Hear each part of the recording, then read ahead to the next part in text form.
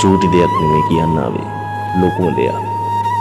උඹද ලස්සනට කැරගෙන පුටුවක AC කරපු office එකක් ඇතුලේ උඹ ලස්සන ජීවිතයක් ගත කරනවා.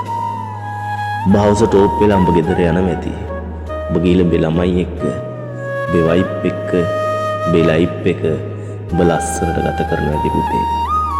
ඒත් උඹේ අම්මා අර කාර් එකෙන් මාළු මඩමඩ ගිහින් දාලා අර චූටි කෝප්පෙට හමින බඩ්ඩින්ග කාලා දෙන දෙයක් කාලා වෙන දෙයක් බලාගෙන ඒ අම්මා තාත්තා කල්පනා කර කර ඇති කොයි වෙලාවෙ මගේ පුතා කොයි වෙලාවෙ මගේ දුව මාව බලන්න එයිද කියා අර අනාථ නිවාසයේ පඩිපෙළ යටට වෙලා දුර ඈත බලාගෙන කල්පනා කරනවා ඇති අදට මේ රටේ උඩාක් එහෙම වෙලා ඇති අදටත් ඇති රත්තරන් පුතේ රත්තරන් යාළුවනේ සහෝදරවරුනි කවදාකවත් මේ අම්මට තාත්තට එහෙම කරන්න එපා මචං.